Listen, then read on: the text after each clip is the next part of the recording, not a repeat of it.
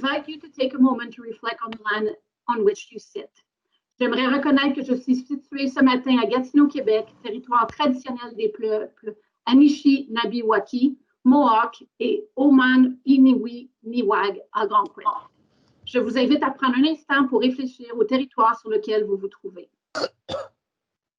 Virtual talks are just one of the several ways the NMC is working to engage over 40,000 managers and aspiring leaders across the country on topics of importance. Les conversations virtuelles sont un des multiples moyens de la CNG pour rejoindre plus de 40 000 gestionnaires et aspirants gestionnaires à travers le pays et couvrant les différents sujets qui nous sont importants. La discussion d'aujourd'hui se tiendra dans les 2 langues officielles. Soyez à l'aise d'utiliser votre langue de préférence. Nous tenons à créer un climat de sécurité linguistique, alors vous pouvez choisir d'utiliser votre 2e langue officielle si c'est votre préférence aujourd'hui. The managers connect virtual talks are bilingual. Feel free to use the language of your choice in an atmosphere of linguistic security, your first or second official language. For today's session, we will be chatting with Jennifer Carter to talk about her personal experience of burnout as a senior manager, how she was able to recognize the situation, heal, and recover. The virtual talk will be hosted by Nathalie Poirier-Schofield, NMC Communications Advisor, and together we will bring forth lessons learned and tools available to both employees and managers on how they can themselves recognize the onset of a burnout, support team members, and recover a better, stronger, and more resilient person. Lors de la séance d'aujourd'hui, nous parlerons avec Jennifer Carter qui discutera de son expérience personnelle en lien avec l'épuisement professionnel et plus particulièrement comment elle a pu reconnaître la situation, la surmonter et se guérir. Cette conversation virtuelle sera animée par Nathalie Poirier-Schofield, conseillère en communication pour la CNG. Ensemble, elles présenteront les leçons apprises et outils disponibles pour les employés ainsi que les gestionnaires afin qu'ils puissent eux-mêmes reconnaître les symptômes de l'épuisement professionnel, appuyer leurs collègues et surmonter la situation pour devenir une meilleure personne, plus forte et résiliente. Jennifer has been a public servant for over 20 years and a senior manager for over a decade. Of the coolest team, she says, I have a good team as well, though, in government with the funding arrangement management experts, directorate at Crown-Indigenous Relations and Northern Affairs Canada. She is a certified integral life coach. Jennifer adore le jardinage et les chats, incluant pour toujours son précieux Willie Nelson Cat qui est décédé récemment. De plus, elle est originaire d'Elliott Lake et a toujours gardé les valeurs de la petite ville et la philosophie qu'il y a une chanson de musique country pour chaque situation de la vie, comme son père lui a appris. Merci à tous et à toutes de vous joindre à nous pour cette importante discussion aujourd'hui. Over to you, Nathalie. Alors, bonjour tout le monde. Welcome everyone to this virtual talk. Alors, on vous souhaite tous la bienvenue d'être ici et puis just a bit of a background, this virtual talk came about, started to come into place back in October, where I was talking to Jennifer in regards to our manager's tips. And I remember that I had seen her last year. Jennifer était, avait livré une allocution, était le keynote speaker lors des journées d'apprentissage à Ottawa la dernière en décembre 2019 dernier et elle avait parlé de l'épuisement professionnel et puis ça m'avait vraiment touchée parce que moi-même j'ai vécu cela. I have had a few burnouts in my career, so it spoke to me, and especially during with COVID-19, I think more and more people may be on the verge of having a burnout.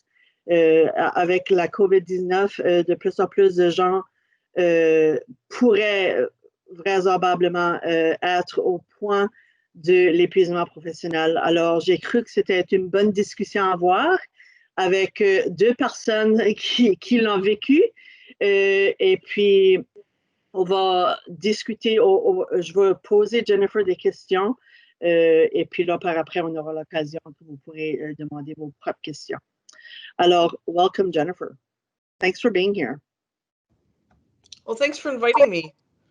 I brought my ostriches with me back here. Yay! My friends. Yay! So you're a bit more comfortable in English. It's fine. I'm gonna ask questions in both languages. Je vais poser des questions dans les deux langues. Jennifer est un peu plus confortable à répondre en anglais, mais s'il y a quelque chose que je trouve important, je vais répéter les réponses en français. Ça va? So Jennifer, we're going to start off. Nous avons tous les deux vécu l'épuisement professionnel et c'est vraiment quelque chose qui n'est pas toujours facile à reconnaître. On parle de l'anxiété, la dépression et tout ça, mais pour moi, l'épuisement professionnel est complètement une différente chose. Comment, toi, personnellement, as-tu vécu cette expérience? How did you live your burnout? And Cole's notes, right? So yeah, I wrote notes, but I can't. What were the warning signs? I know, it's so funny because people say, you see all these articles that say, watch people for burnout, watch them for, watch yourself. No, you may not see it in yourself. If you're far past the normal times that I was, it took people very close to me at work to be able to see it. There's I've been working in the same unit for almost 15 years with one of the same people who became kind of my work brother over time. And he's the one that sent me home. And he's the one that could tell you that he sent me home because I had decided that I'd take over a boardroom at work. I wasn't able to socialize with my team. I wasn't checking on people. I was swearing a lot, which, okay, I work in Gatineau with one very, very good swearing Gatineau man. So it becomes a bit of a habit, but I was even overboard from that. I pinned my hair up and all up just to get out of my face one day. And he said, Jenny Feld, he says, I love your hair like this. 4 or 5 days later, work days later, he said, he goes, you don't have to do it like this every day.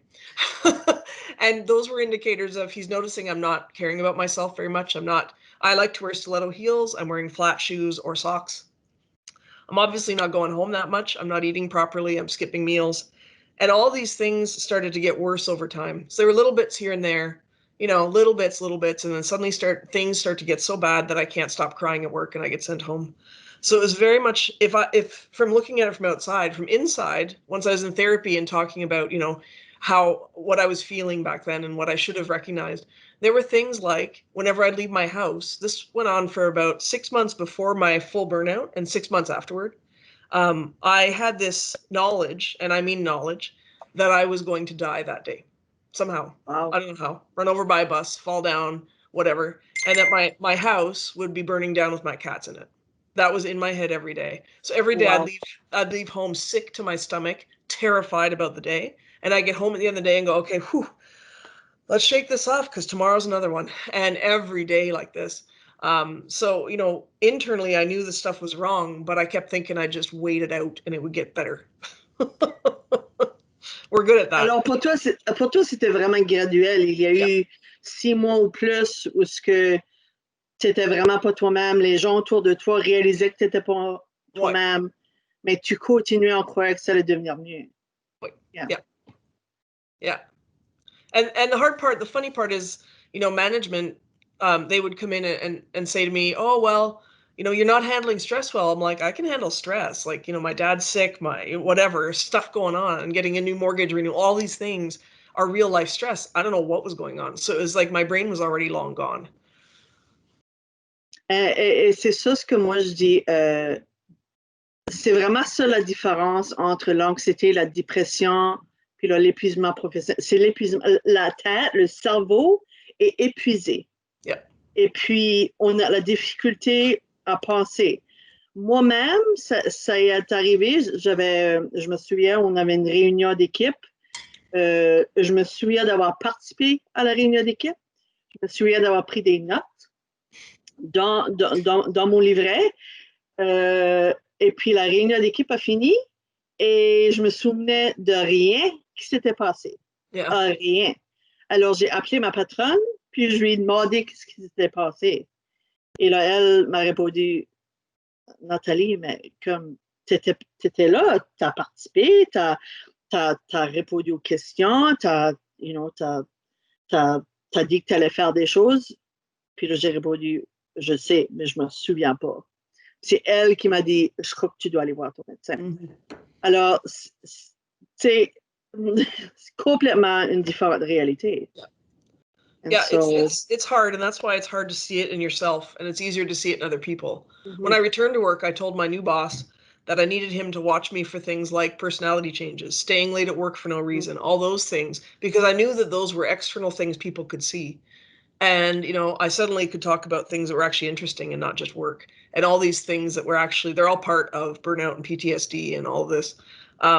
Unfortunately, for many of us, I'm one of them, burnout lasts your life. So I battle it every day. So the good news is I can see myself now c'est une réalité qui est très difficile à comprendre. Je veux dire, on croit qu'une fois que c'est fini, puis qu'on est rétabli, on est de retour au travail, on pense que ça ne va pas arriver à nouveau, mais honnêtement, on est tellement à plus haut de risque que ça arrive à nouveau. And it stays with you, right? Et la balance. Alors, moi, c'est qui exactement?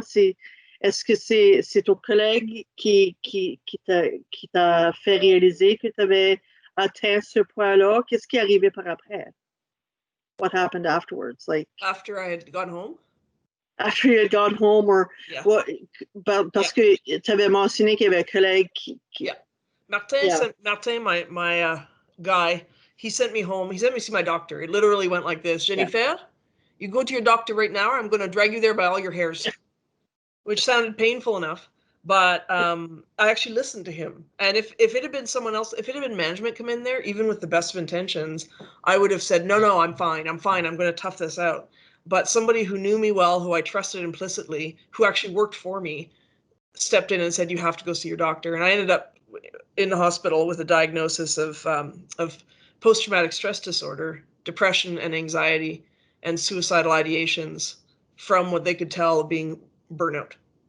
A lot of it's work stress. Extended burnout, probably. And it you know, I started to research the PTSD and burnout and how they work together once I was kind of past the getting past the crying and learning to sleep again. But I researched a lot of that in order to even inform my own therapy. I'm a little bit like most of us in the NMC and others that I know, we're A-types. We want to, like, I'm not going to let this get me down. I wasn't going to lose my house, move back with my parents in Elliott Lake. That just gets awkward, you know? Yeah.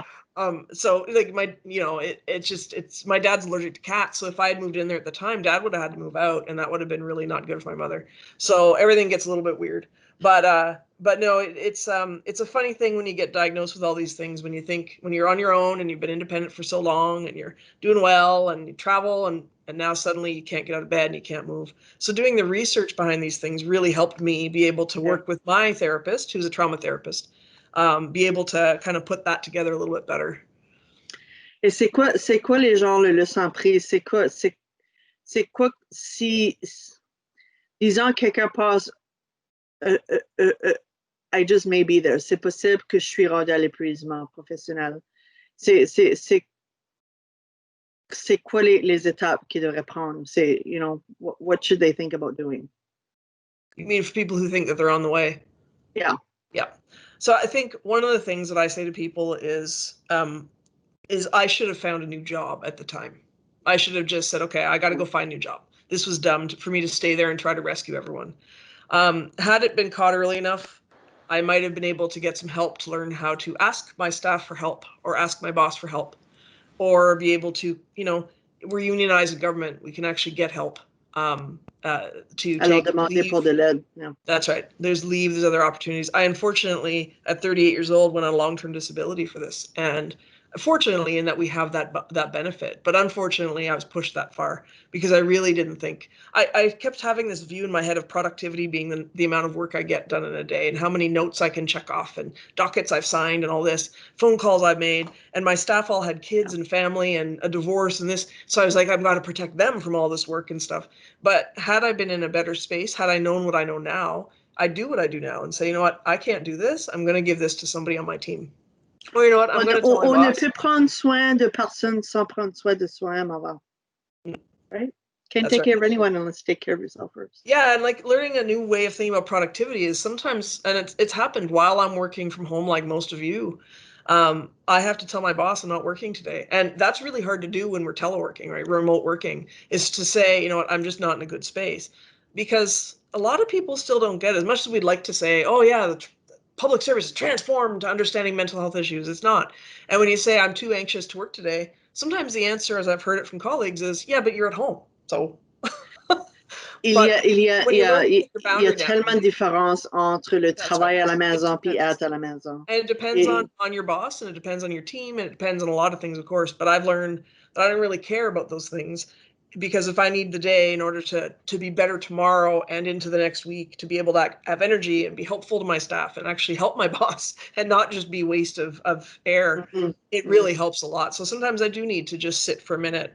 You know, I tell my staff, go for a walk. I don't care how long you're gone. Come back and be functional. That's fine. And I think that's on and pause. Yeah. And I also I ask for help a lot. I'll ask other people for help. I'll ask my boss to help me out. And it's not a weakness, and it's actually a strength to be able to say, I can't do all this now. So like, let's figure this out. The things I don't really know. Yeah. Alors, premièrement, reconnaître qu'on est au bout et aussi demander de l'aide. Et puis, pas avoir peur de dire qu'on a besoin d'une journée de congé, qu'on a besoin d'arrêter, qu'on a besoin de prendre une pause. Côté de gestionnaire, puis ça, c'est une question, je peux voir qu'on va recevoir dans les questions. You know, ça, c'est nous comme employés qui ont reconnu qu'on a vécu un épuisement professionnel, mais comment est-ce qu'un gestionnaire peut reconnaître et appuyer un employé qui fait l'épuisement professionnel? That's a tough one, because I know I was really good at hiding it for a long time, and a lot of managers don't want to see it in their staff, because they're not going to be, I'll tell you this, they're not the staff that take every Friday and Monday off who are going to burn out. They aren't the staff who you can't reach during a work day and you don't quite know where they are, or the ones that are sick, you know, every second week. They are not the ones that burn out. The dangerous ones are the ones that are the high performers, who you see working overtime a lot. Maybe it's required sometimes, but is it all the time? I have one staff member right now who I check on every day. I call him, and I'm not kidding you. Now, I'm lucky I have the coolest little team. I know them so well. We've been together so long. We have a really neat relationship. But this one, I'll call him and say, have you taken your medication? Because I know what he's got. I know what the issue is. Have you eaten breakfast? Have you eaten lunch? And he laughs, because I do it at the office. I'll say, hey, is that breakfast? And he'll say, yeah. And I'll be like, good, eat it. Because these are things, and I'll tell people, did you go for lunch yet? No? Good, go. But I also, you know, part of our jobs as managers, and this is where we're a little bit luckier, because we don't have the 60-member team as generally. If we do, then we generally have other managers in there. But we can get to know our team well enough to know if their personalities change, if their faces are changing when they come into work, if their work habits are changing, if maybe they're not working as well as they were.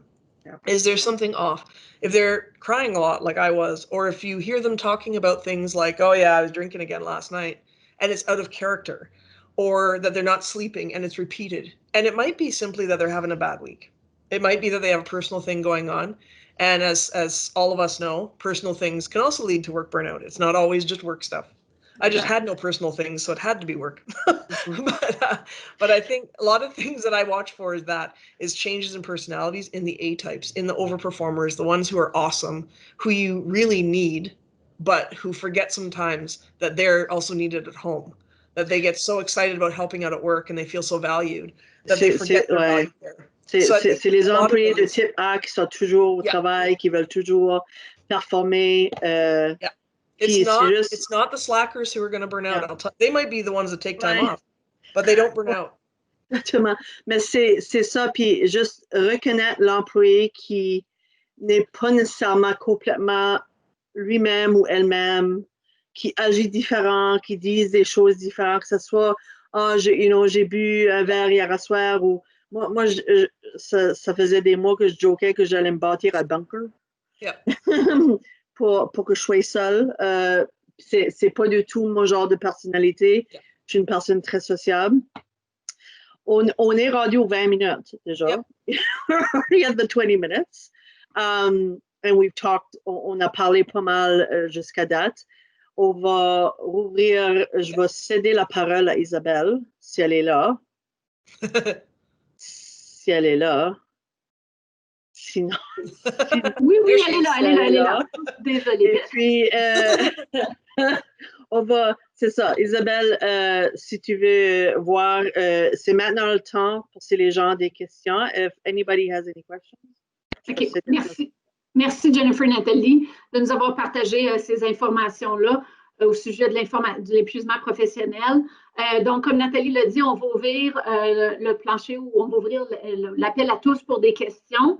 Donc, vous pouvez poser vos questions dans la langue de votre choix. You can ask the questions in the language of your choice. Please feel free to send your questions using the chat feature. At this time, we're not using the raise your hand feature. Simply type in your question in the chat. Ce n'est pas nécessaire de lever la main pour poser une question. Vous n'avez qu'à le taper dans le clavardoir. To start it off, I'd like to ask one question myself. In the current context of working from home, it is easy to work longer and harder. What are some of the ways you have set boundaries for yourself now that we are working from home? That have worked for you? I'd tell you that I was really good at it from the get-go, but I was not. I was actually more panicked than a lot of people, I think, about remote working, because I knew that one of my problems when I burned out was having too much home and work merged as one. And now I'm being forced to have work from home. So it was one of those, oh my God, now I've got to really figure this out fast. So one of the things I do for my staff and I do for myself is we have our work hours, and I stole it from Twitter. I'm not going to claim that I do this on my own. I translated it from one of my staff. So I'm really like totally useless. I'm a manager. That's what we are. But I actually have in my signature even just a passive, this may not be your work hours. Don't respond if it's outside of your work hours. I remind my staff when they're outside of their work hours. For me, I have my work phone off starting at 5.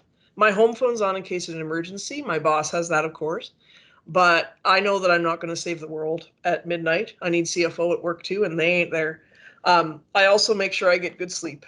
And one of the things that I do that it took me a while to get there, though I'll tell you, I was not doing this, is taking a sick day when I'm sick, when I am too tired to work, or I don't feel good, or I'm anxious, or I feel like I'm going to like snap today. I take the day and I go for a walk, or I rest, or I sleep, talk to my therapist, whatever. I try to make it the same as the workplace in that sense, in a way. Alors, séparer les deux, ouais, c'est difficile de séparer les deux. Yep. Mais le dormir, je trouve, une bonne soirée de dormir, et puis vraiment avoir cette limite or that boundary, que tu fermes ton cellulaire à un certain temps, puis s'il y a une urgence, one thing I've done too with my staff is every now and then I'll send them a question to deal with over lunch, and I'll say like an activity kind of. And one day we were all having a really tough week, and I messaged them all and I said, at noon from 12 to 12:30, or from 12:30 to 1, you take lunch in one of those windows. The other window, you're going to listen to music of whatever kind you want, as loud or as quietly as you want. And I said, let me know at 1 o'clock how it went. And that's not lunchtime. That's not breaks. That's just work. So I got messages saying, one guy we learned actually records music in his home language from Djibouti, and he sent us his rap video. It's pretty cool, reggae really. And then another girl, unfortunately, when she reported that she listened to Rick Astley for a half an hour, I had to fire her, so that was unfortunate. But you know, no, I'm kidding. But it's kind of neat to see everybody kind of go, oh, that's something I can do. Everybody had a common thing there. So and you know, one day I messaged and I said, what is everybody grateful for today? I said, I'm personally only grateful for my unlimited stash of tea because I'm having a tough day. And I just said, you don't have to tell everybody. You just have to think, you know, and one guy who never speaks, he says, I'm actually really grateful that I'm home. He says, I like being at home. I said, fair enough. So sometimes we just have to get ourselves out of our mindset for a few seconds too. Yeah. Comment est-ce que, Jennifer ou Nathalie, comment prévenir une possible rechute pour soi ou pour ses employés? So how do you help to prevent falling in those whole habits and going back into burnout for yourself or for an employee? Similar traits, but you might have other ideas. Yeah, and I think, well, with my staff, it's tough because I have a staff of high performers. They're unbelievably amazing people, and they all work hard and they care.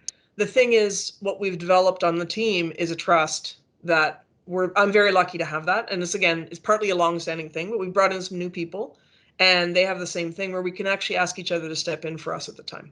So we have a very good relationship, an honest relationship. You know, we don't need to know every graphic detail of your medical history. But if you call or you message me and you say, Jen, Like today, I can't go to that meeting. I'm just feeling really anxious, or I really need to just read this other stuff to be prepared. Great, I'll step into that meeting, or someone else will. Sometimes as managers, we have to step down. And I don't mean that as an insulting thing. Sometimes we have to step down and do our own dockets because somebody else just can't, and that's okay. Because tomorrow we'll need them to act for us if something else happens in our lives. So at the same time, that by building that trust, then I also have that kind of couch for whenever I'm hitting a wall. I can say to one of my senior guys, can you guys take that meeting today? I can't. I'm going to have to go and rest. And we can actually have that kind of relationship. It was not something I wanted to do because as managers, we like to seem that we're tough and we're, resilient. But resilience isn't about not letting things get to you. It's about how you handle it and how you recover from it. So when you know things are getting to you, it's not about saying, I'm fine, and then crashing. Yeah. It's about saying, I'm going to be fine, but right now I'm going to need a little bit of help. And that's okay. And I find my staff love that because when they know that I trust them, they just get they feel good about themselves. And it changes the way they participate at meetings and stuff too, which is kind of cool to see. Et moi-même, tu sais, au début, moi c'est, j'écris, j'ai toujours comme un journal, un petit, like a little journal. J'écris chaque jour des choses que j'ai aimé de faire. Parce que parfois, lorsque tu es en burn-out ou épuisement professionnel, tu oublies un peu des choses que tu aimes. Et je trouve juste prendre note des choses qu'on aime et chaque journée au moins faire une petite chose qu'on aime de faire. Et que ça soit comme un grateful practice ou quelque chose. Et parfois, c'est juste le mettre sur mon écran puis me rappeler est-ce que tu as écouté de la musique aujourd'hui? Est-ce que tu as été promenade? Des petites choses. Ça n'a pas besoin d'être des grosses choses, mais plusieurs petites choses amènent à la prévention de la rechute. Mm-hmm. I'd like to ask the next question to both of you also, maybe from a different perspective. So how would you approach an employee that you suspect might be leading or is already in a burnout situation? Donc, comment est-ce que vous aimeriez peut-être comme employé être approché par un gestionnaire si vous vous souffrez d'épuisement professionnel? So I'd be curious maybe to see from both perspectives what your ideas are. Yeah, I think it depends. I think a lot of times we have this paradigm in the public service about how leadership and management are the same thing. If you're a manager, a director, a DG, you are also a leader. I don't believe that's true. I believe those are very separate things. Leadership's a quality, and an EX or an EC8 or an EX1 is actually a position. And I think some people, luckily, have both of those things. But I also think there are a lot of people at levels that are not manager levels who are stronger leaders than anyone I've ever met. I'd run through walls for one of the PM4s I know. And I think we have this thing where, if one of my staff is going through something, I should be the one to help them. I have a good relationship with them. I should be the one. Perhaps not. I've actually gone through this and epically failed last year, 2 years ago, with a staff member who was struggling. And I thought, I'm going to help. We have a good relationship. And it did not work. I had to engage with HR properly, with conflict resolution, with labor relations to see how we could get her some help.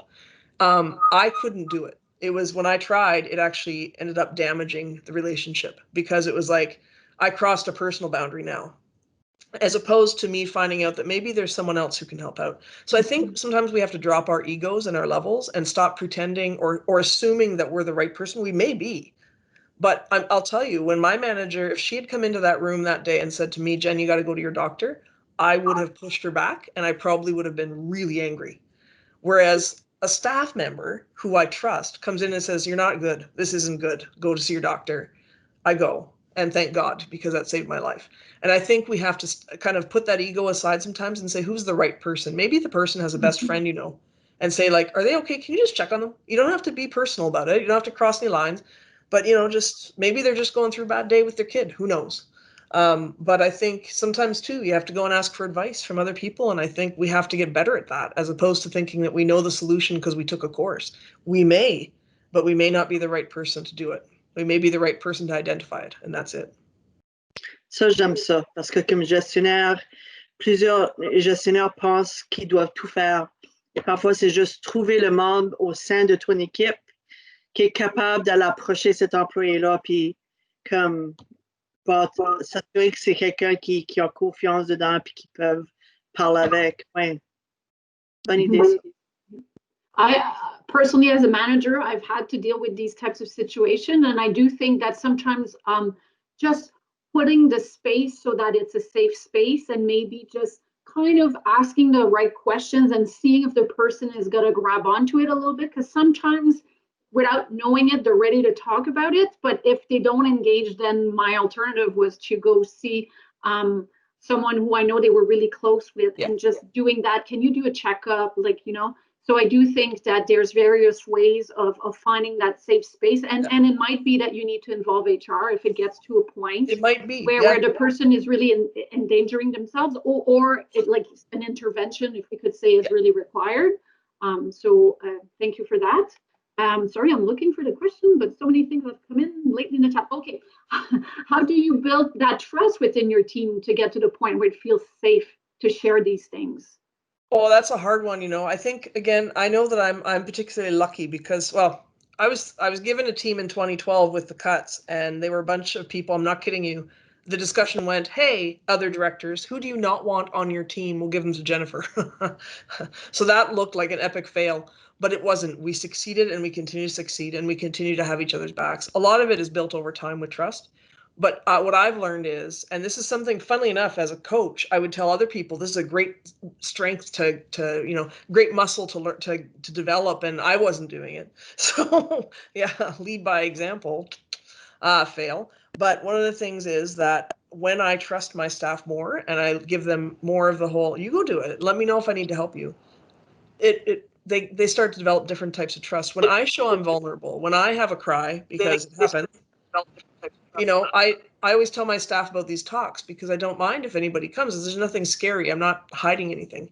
And that helps them understand that I'm human too and that they're human too. And if they have something hit them, maybe they can tell me and I won't judge them. So I think sometimes you won't have that. Sometimes I've worked with other teams long ago where I wouldn't even trust my next colleague because they'd try to use this against you or something.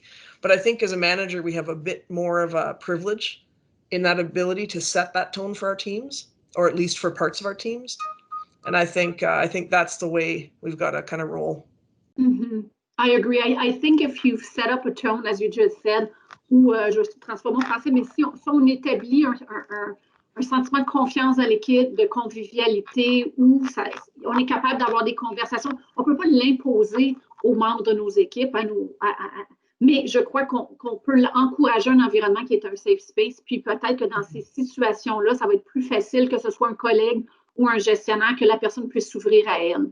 Donc, je pense que c'est pas juste quand il y a un événement qui est difficile à gérer qu'il faut commencer à essayer d'approcher les personnes sur une note qui est plus personnelle, c'est-à-dire que avoir des conversations informelles avec nos employés, c'est une situation qui aide à bâtir l'esprit d'équipe, puis ça va juste aider si jamais on a quelqu'un qui vit une situation d'épuisement professionnel. Mm-hmm. J'ai une autre question. I know that you shared some, but you might have other ideas. What are some of the self-care practices that you would recommend to prevent burnout, whether like the onset of a burnout or just when you come back to work after one? Natalie shared some, you shared some, but would you have other suggestions? Just happy memes, you know, just looking at memes telling me to go outside. Those are great. I'm kidding. That's what people seem to think heals you. It's like, thanks, nice try. One of the things is that I personally, it's different for everyone, right? And there's, you know, some people go through a severe burnout. Some people luckily catch it beforehand and so on. But this, I mean, for me, even right now, a lot of my self-care would have been different back when I was alone, and now I have my husband, and thank God, and only one cat, unfortunately, but at least I don't even know where she is now. She's really weird. But I think, you know, remote working, I actually still need to take those breaks. We do it at work. And I do usually garden, unfortunately now, not so great. So I do things like plant a garden and, you know, talk about a garden, annoy everyone with that. Some people need to go for a run. Some people are very good with mindful techniques of sitting and being quiet. I'm an introvert who doesn't like to be that quiet, so doesn't work so well.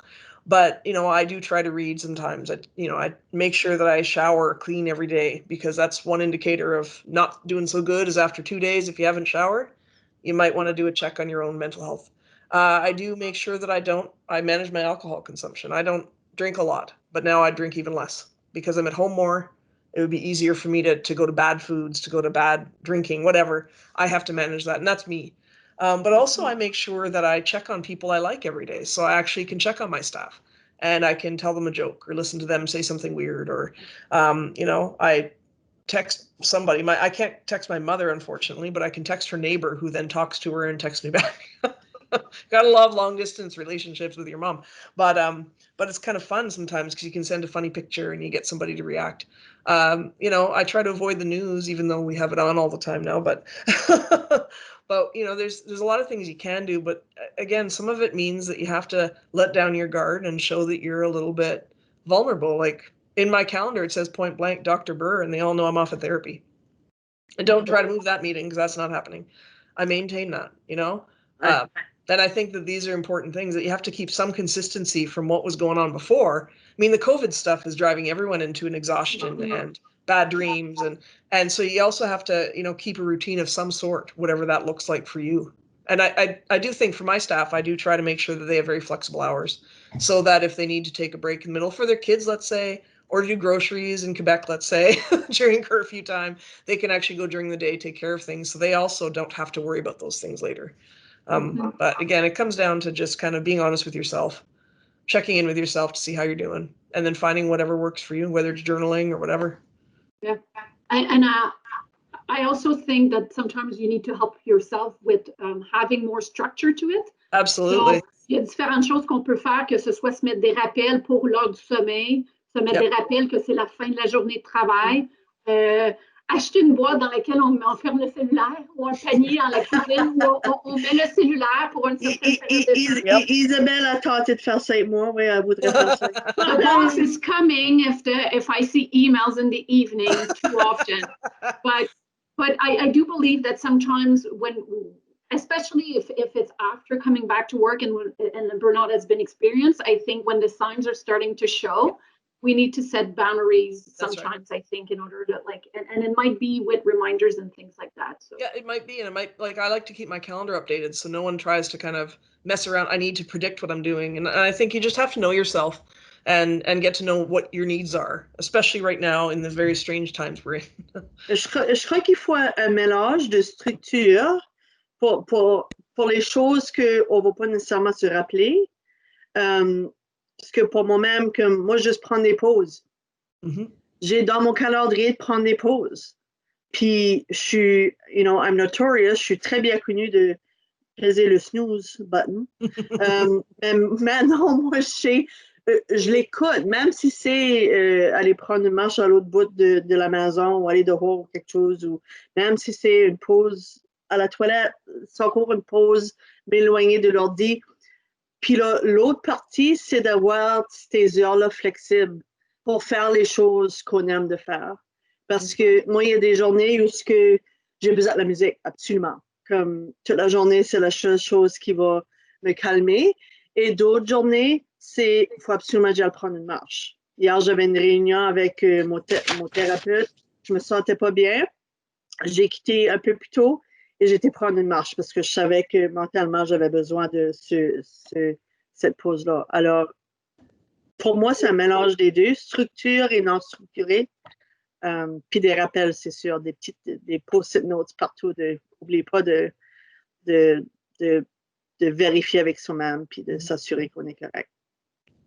Parfait, merci. Unfortunately, that's all the time we had for questions. I would like to thank all participants for joining us today. Merci à tous d'avoir participé à la session. En terminant, j'aimerais partager l'importance de prendre le temps de s'écouter et comment il importe vraiment d'être à l'écoute de ceux qui nous entourent. Si vous attendez les signes annonciateurs, que quelqu'un de votre entourage mentionne un collègue, un membre de votre équipe, puis vous remarquez qu'ils s'approchent d'un burn-out ou qu'ils en souffrent déjà, vous pouvez leur tendre la main. Je pense que c'est clé. Like Jennifer mentioned, I find that allies are key to help us realize we may have reached the end of the rope and that it's time to heal. Personnellement, j'ai déjà vécu un burn-out plus tôt dans ma carrière. Il y a plusieurs années, alors que vraiment, moi, c'était des événements inattendus à répétition dans ma sphère personnelle qui ont vraiment mis de la pression sur ma job qui était extrêmement exténuante. Donc, ça l'a fait, j'imagine, déborder le vase, on pourrait dire. Puis, j'ai eu des personnes qui m'ont fait réaliser, moi aussi, moi, c'était une collègue que c'était le temps de prendre le temps de m'occuper de moi. So you can be that person for a friend, a colleague. Can I just add just quickly, Yes. Isabel, if you don't mind? Yeah, go ahead. Anyone, if you ever want to email me, I don't mind at all. You can always find me. I'm easy to find, but I'm the Jennifer Carter at CIRNAC, not the other one at ESDC. But there's two of us floating around.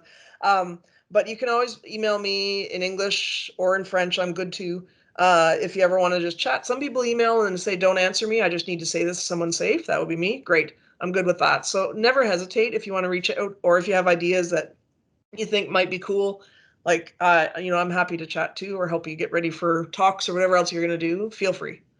Excellent. Thank you. And also, as a reminder, EAP is available not just for employees, but as managers. If you feel that you need to be equipped to have certain conversations with your employees, don't feel free to contact the EAP in your department. Well, and actually at INAC, at our departments, and it's available to all of government, that we do have a CUMIC and elders, where if there's different types of discussions, or you want to open up different ideas, they also do some counseling and stuff. So you can reach out that way to our CUMIC. And if you ever need contact, you can just ask me there. Excellent. That's a great recommendation as well. So I want to thank all my teammates here at the NMC for coordinating the event. Je remercie également tous mes coéquipiers de la CNG d'avoir aidé à coordonner cet événement. Thank you. Merci tout le monde pour votre participation. Comme je l'ai dit préalablement, mais un merci spécifique à Jennifer Carter d'avoir pris le temps de venir parler avec nous, à Nathalie pour l'animation. Over the next month or so, the NMC will be hosting regional and national events, including topics on virtual work, disability, and inclusion. Je vous invite donc fortement à nous suivre sur Twitter, @NMC_CNG et Facebook, et à consulter nos bulletins d'information pour obtenir toutes les mises à jour, ainsi que les détails relatifs à l'inscription. So you can follow us on Twitter at our handle @NMC_CNG for all the updates and registration details. Pour toutes les nouvelles de la CNG, suivez-nous sur les médias sociaux. Until then, best wishes, bonne fin de journée, à la prochaine. And because we hadn't met since the new year, also I will wish everyone a happy new year. Bonne heureuse année. Oui. Merci. Okay, bye. Au revoir tout le monde. Au revoir.